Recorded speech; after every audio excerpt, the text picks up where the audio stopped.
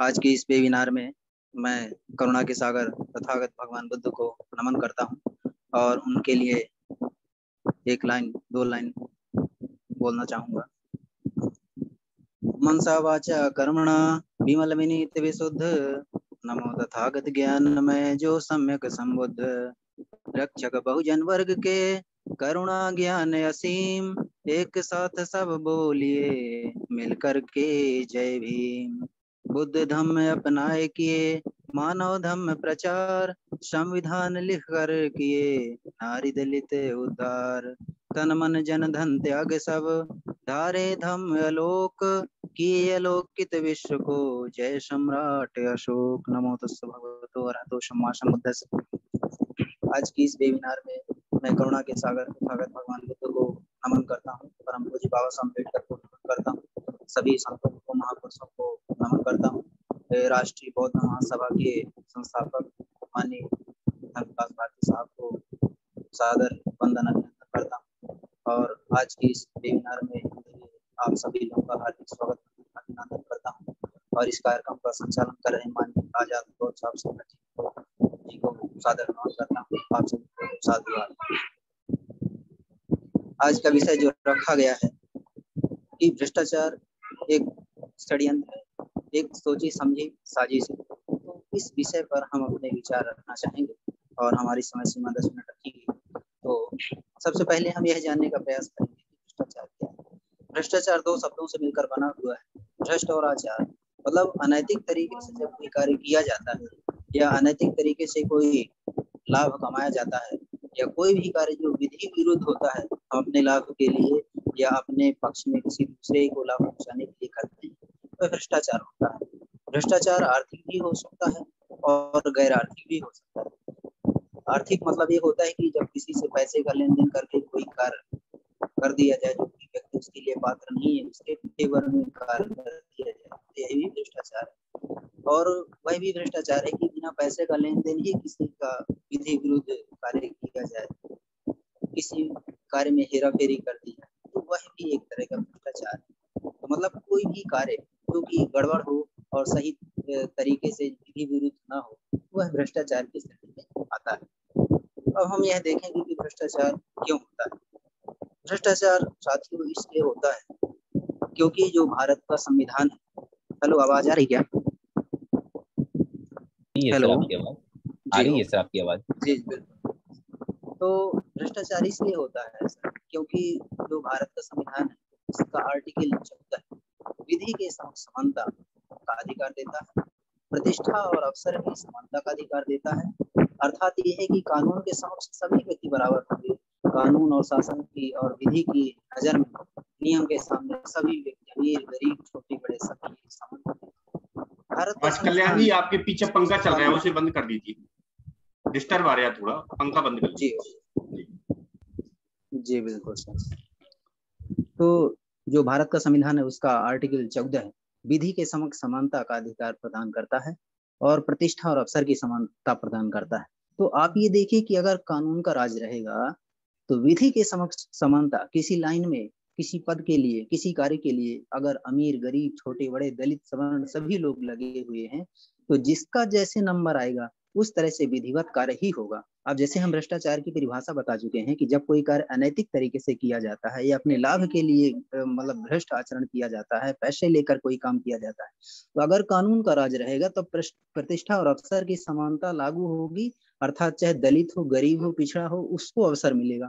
लेकिन लोग चाहते हैं कि हम इसके लिए पात्र भले ना हो, खासकर जो पूंजीपति लोग हैं, जो बड़े लोग हैं, जो पैसे वाले लोग हैं, जो पहुंच और प्रतिष्ठा वाले लोग हैं, वो चाहते हैं कि हम दूसरों को पीछे करके नैतिक अनैतिक किसी भी तरीके से लाभ प्राप्त कर लें, इसलिए भ्रष्टाचार होता है। जो व्यक्ति जिसके लिए पात्र नहीं है उसके लिए भी चाहे नौकरी हो, कोई लाभ हो, शासन की कोई योजना हो, चाहे अपने लिए हो या कि अपने किसी परिजन के लिए हो, उसके लिए अनैतिक तरीके से कार्य करने का प्रयास करते हैं, इसलिए भ्रष्टाचार होता है और उन्हीं लोगों के द्वारा भ्रष्टाचार को बढ़ावा दिया जाता है। अब आप देखेंगे कि गरीब ही किसी कार्य के लिए कोई अधिकारियों को, कोई किसी को कहीं ना कहीं पैसे देने के लिए मजबूर हो जाता है, तो इसको आप देखेंगे जब भ्रष्टाचार एक चरम सीमा पर है तो गरीब को भी अपने अस्तित्व के लिए, अपने हक और अधिकारों के लिए केवल काम चलाने के लिए ही देना पड़ता है। वह तो बेचारा विवश है, क्योंकि उसके पास तो अपने खुद के लिए नहीं होता है, वह दूसरों को कैसे देगा। लेकिन जब उसको पता लगता है कि काम ही इस तरीके से होता, तब भी उसको कहीं ना कहीं मजबूर होकर के देना पड़ता है। तो इस प्रकार से हमने देखा कि भ्रष्टाचार को बढ़ावा इस तरह से दिया जाता है, और भ्रष्टाचार का जो प्रवाह है वह ऊपर से नीचे की ओर होता है। उसका जो लेन देन है, उसका जो आर्थिक लाभांश है, वह भले ही नीचे से ऊपर की ओर जाता हो, कोई छोटा कर्मचारी बड़े अधिकारी को देता हो, तो आर्थिक जो है वो नीचे से ऊपर की ओर जाता है। लेकिन जो भ्रष्टाचार का प्रसार प्रसार है वह ऊपर से नीचे की ओर जाता है। अर्थात किसी विभाग का प्रमुख अगर स्ट्रिक्ट होगा, बिल्कुल ही नैतिक होगा और बहुत ही सतर्क होगा, भ्रष्टाचार के विरुद्ध होगा, तो वह अपने विभाग में कहीं पर भी भ्रष्टाचार को बर्दाश्त नहीं करेगा। और जैसे ही उसको खबर मिलेगी कि हाँ इस जगह पर भ्रष्टाचार हो रहा है, तो वह उसके विरुद्ध सख्त कदम उठाएगा।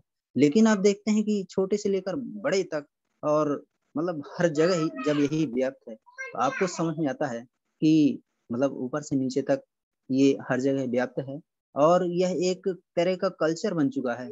और आप ये देखिए कि परंपरा में इस तरह से आ चुका है कि अगर आप किसी कर्मचारी से कोई कार्य करने के लिए कहते हैं और वो रिश्वत की मांग नहीं करता है, तो ऐसा लगता है कि वह मेरा काम नहीं करेगा, ऐसा लगता है कि उसने मेरी बात को सुना नहीं।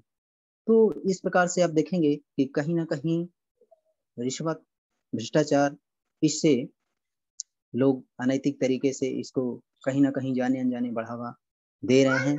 और इससे निजात पाना असंभव तो नहीं है, लेकिन कठिन है, और इसके लिए जो है हर एक व्यक्ति को दृढ़ संकल्पित होना पड़ेगा। भ्रष्टाचार जब बढ़ता है तो इससे फायदा क्या होता है और नुकसान क्या होता है, और फायदा किसे होता है और नुकसान किसे होता है, इस पर हम जानेंगे। तो जब भ्रष्टाचार होता है तो जो पैसे वाले लोग होते हैं, जो पहुंच बनाने वाले लोग होते हैं, जो राजनीति से टच रहने वाले लोग हैं, उनको फायदा होता है। और जो गरीब होता है, मजलूम होता है, मजदूर होता है, जो शांति प्रिय और नैतिक वर्ग होता है, उसको बहुत हानि होती है। जो अपराधी वर्ग होता है, जो अनैतिक वर्ग होता है, उसको लाभ होता है, क्योंकि वह कोई भी अनैतिक कार्य करता रहता है, किसी को भी मारपीट कर देता है, कहीं भी कुछ गलत काम कर लेता है, और पैसे दे करके वह बच लेता है। हर तरीके से लोग उसको जाने पहचाने लगते हैं, और यहाँ तक कि समाज भी उससे डरने लगता है कि मतलब इस व्यक्ति का लोग कुछ नहीं बिगाड़ पाते हैं, और इसके तो बड़ी पहुंच है, अरे ये तो पैसे दे के सारा काम करा लेता है, इसको तो कोई कुछ नहीं कर सकता। तो इस प्रकार से वह अपना समाज में एक तरह का प्रभुत्व जमा लेता है, और धीरे धीरे उसकी जो तानाशाही है वह समाज में अप्रत्यक्ष रूप से स्थापित होती जाती है। और इस भ्रष्टाचार का परिणाम ये होता है कि जो गरीब, मजदूर, नैतिक और शांतिप्रिय वर्ग है, जो कि तमाम तरह के अनैतिक कार्यों से दूर रहता है, और संविधान से प्रेम करने वाले जो लोग हैं, जो नियम के अनुसार ही अपना कार्य करते हैं, उनको भारी परेशानी होती है। क्योंकि अगर भ्रष्टाचार है तब तो फिर कानून का राज ही नहीं है, तब तो फिर भारतीय संविधान का अनुच्छेद 14 विधि के समक्ष समानता और अवसर की समानता, ये तो विलोपित हो जाता है। क्योंकि जब जब ले देकर ही सारा काम होता है, जब भ्रष्ट ही पूरा तंत्र है, तब फिर कैसे ये नियम से काम हो पाएगा। इसलिए जब भ्रष्टाचार होता है तो राजनीति से जुड़े हुए लोग, बड़े लोगों से पहुंच रखने वाले लोग, पैसे वाले लोग, अपराधी लोग, माफिया लोग, गुंडे लोग, इनकी चांदी हो जाती है, इनकी मजे हो जाती है, इनको बहुत लाभ होता है। और चाहे पैसा हो, चाहे पद हो, चाहे अपनी धाक जमानी हो, चाहे एक दहशत पैदा करनी हो, इस प्रकार से इनको एक तरह से इनको प्लस पॉइंट मिल जाता है, इनको ऐसा वातावरण मिल जाता है, इनको अप्रत्यक्ष रूप से छूट मिल जाती है, और इस प्रकार से ये अपना काम सरल तरीके से कर लेते हैं। और जो शांति प्रिय वर्ग है उसको नुकसान होता है। तो पहले का जो जमाना था, तो आप देखते हैं कि पहले ईमानदारी का जमाना था, तो बेईमानी करने वाले लोग परेशान हो जाते थे। लेकिन आज ऐसा लगता है कि आज बेईमानी और भ्रष्टाचार का जमाना है, इसलिए ईमानदार लोग परेशान हो जाते हैं। पहले लोग बेईमानी करने के पहले 100 बार सोचते थे कि क्या मतलब क्या हम ऐसा कार्य कर सकते हैं, ये तो बेईमानी है। आज ईमानदारी का आचरण करने के पहले लोग सोचते हैं कि क्या बताएं, हम ईमानदारी से कार्य करें या फिर बेईमानी ही ठीक है। क्योंकि अगर ईमानदारी से कार्य करेंगे तो जमाने के खिलाफ हम हो जाएंगे। हम चाह कर भी मतलब कई जगह ऐसा होता है कि ईमानदारी की बात नहीं कर सकते, ईमानदारी से काम नहीं कर सकते। और आप देखेंगे पूरे देश में कई ऐसे बड़े बड़े अफसर हैं, कई ऐसे बड़े बड़े IAS IPS CBI चाहे जहाँ भी हो। तो मतलब अगर कोई व्यक्ति ईमानदारी से काम करता है तो वो कहीं ना कहीं उसको तबाह कर दिया जाता है, उसको परेशान कर दिया जाता है। और कई ऐसे भ्रष्ट लोग हैं जो बड़े बड़े मतलब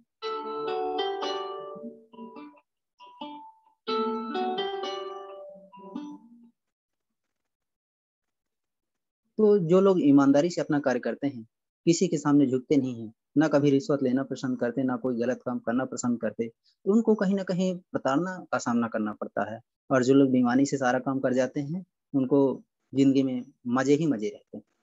तो इस प्रकार से ये देखा जाता है कि भ्रष्टाचार होने से अपराध बढ़ते हैं और अपराधी वर्ग को बड़ा मजा हो जाता है, और जो ईमानदार वर्ग है उसको काफी परेशानी होती है।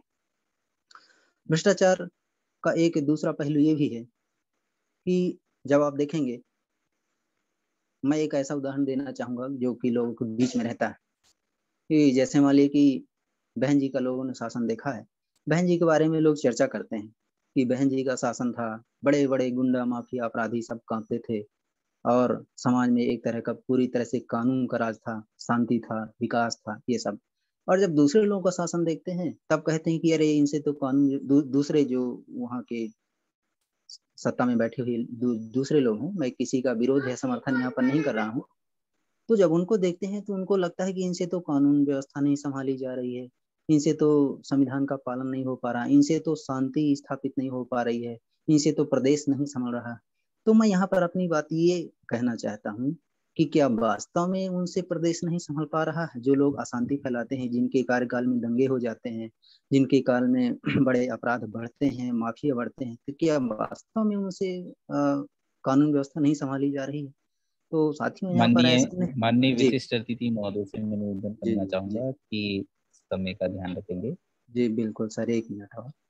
तो मैं यहाँ पर ये कहना चाहता हूँ कि वास्तव में ऐसा नहीं है कि उनसे कानून व्यवस्था नहीं संभाली जा रही है, संभाली जा सकती है।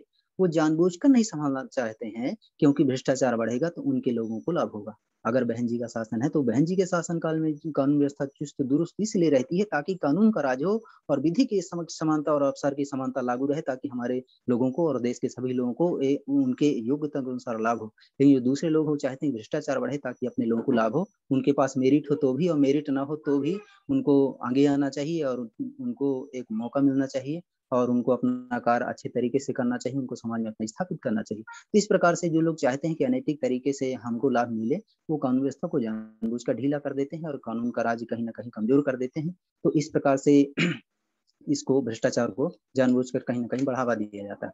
अब हम ये 1 मिनट में अपनी बात समाप्त करेंगे और ये कहेंगे कि मतलब भ्रष्टाचार को कैसे रोका जाना चाहिए। तो सबसे पहले तो नैतिकता को बढ़ावा देना चाहिए, और कल जैसे मीटिंग थी हमारा जो राजनेता वर्ग है उसको नैतिक होना चाहिए। तो अगर देश का राजा नैतिक होगा, राजनीति नैतिक होगी, तो हमारा प्रजा भी नैतिक होगी। तो इस प्रकार से अप्रत्यक्ष रूप से हमें पंचशील का पालन करना चाहिए, क्योंकि जितना भी रिश्वत दिया जाता है, जितना भ्रष्टाचार होता है, वो कहीं ना कहीं पंचशील के उल्लंघन के क्षमा के लिए हमको इसका लोगों को इसका सहारा लेना पड़ता है। तो अगर लोग पंचशील में रहेंगे, नैतिक रहेंगे, तो इनको भ्रष्टाचार की रिश्वत की कोई आवश्यकता नहीं होगी। दूसरी बात है कि माफिया राज समाप्त होना चाहिए और व्यापक निगरानी होना चाहिए। जो CVC है, सतर्कता आयोग है, CBI है और भी लोकायुक्त है, और जितने भी विभाग हैं सभी में पूरे पद भरे होना चाहिए। आप देखते हैं कि जितने भी विभाग हैं ये भ्रष्टाचार रोकने वाले, उन्हें अधिकांश पद खाली पड़े हैं। जब पद ही खाली रहेगा तो फिर वहां पर ऐसा भ्रष्टाचार रोकने का कार्य नहीं हो सकता है। जो सरकारी कार्यालय हैं, खासकर मतलब जनता के सीधे कार्य से जुड़े होते हैं, उन पर CCTV कैमरा ऑफिसों में लगा होना चाहिए, ताकि हर अफसर के, हर कर्मचारी के कार्य व्यवहार पर निगरानी रखी जानी चाहिए। और जो सरकारी कार्य होता है उसकी एक समय सीमा तय होना चाहिए कि इस समय सीमा में आपको कार्य करना ही है, ताकि पैसे के लेन देन का सवाल ही नहीं रहे। और जब कोई नौकरी के लिए व्यक्ति आवेदन करता है उसमें 10 प्रकार के रिकॉर्ड लगते हैं, तो आपको एक पावती दी जानी चाहिए जिसमें ये लिखा हो कि आपने कौन कौन से डॉक्यूमेंट्स दिए, क्योंकि अगला कोई व्यक्ति आएगा और पैसा देके कहेगा कि इसका एक डॉक्यूमेंट निकाल दीजिए और कह दीजिए कि आपका फॉर्म रिजेक्ट हो गया है। इस प्रकार से भी भ्रष्टाचार होता है। तो इस प्रकार से हम सब लोगों को जागरूक होना चाहिए और खासकर अम्बेडकरवादी लोगों को संकल्प करना होगा कि हम भ्रष्टाचार नहीं करेंगे और भ्रष्टाचार नहीं सहेंगे, क्योंकि हम बाबा साहब के अनुयायी हैं, संविधान को मानने वाले लोग हैं, गौतम बुद्ध को मानने वाले लोग हैं। इस प्रकार से अम्बेडकरवादियों को आगे आकर के भ्रष्टाचार के विरुद्ध आवाज भी उठाना होगा, माहौल भी बनाना होगा और जागरूक भी करना होगा। तो और मैं थोड़ा सा एक बात अपने संगठन के विषय में कहना चाहूंगा कि हमारे जितने भी राष्ट्रीय पदाधिकारी हैं उन सभी को इस मीटिंग में जुड़ना चाहिए, चाहे वो राष्ट्रीय अधिवेशन हो, चाहे वो मीटिंग हो। देखा जाता है कि संख्या जो है लगभग 100-125 के आसपास रहती है। तो अगर देखा जाए तो 100 तो हमारे राष्ट्रीय पदाधिकारी ही हो जाते हैं, और अगर वो अपने घर में एक-एक बच्चों को भी जोड़ दें तो 200 हो जाते हैं, और बाकी जितने अदर लोग जुड़ जाते हैं तो जुड़ते ही हैं। तो ऐसा देखा जाता है कि कहीं न कहीं उदासीनता बरती जाती है, इसलिए हम जो है अपने सभी वरिष्ठ सदस्यों के अनुरोध करना चाहेंगे हाथ जोड़ करके कि इस राष्ट्रीय बौद्ध महासभा के अभियान को और इसके उद्देश्य को बहुत ही गंभीरता से लें, और हर तरह की मीटिंग में स्वयं शामिल हों, अपने अन्य लोगों को भी शामिल करें, और इसके सभी उद्देश्य के लिए समर्पित होकर के कार्य करने का मेरा विशेष निवेदन है। और मैं इसी बात अपनी वाणी को विराम देता हूँ। साथियों, जय भीम। बहुत बहुत साधुवाद माननीय विशिष्ट महोदय, माननीय राज कल्याण बौद्ध जी। अब मैं आगे कार्यक्रम को आगे बढ़ाते हुए आज के जो हमारे पहले विशिष्ट अतिथि थे माननीय वासुदेव जी, यदि वो जुड़ गए हैं तो उनको मैं समय देना चाहूंगा।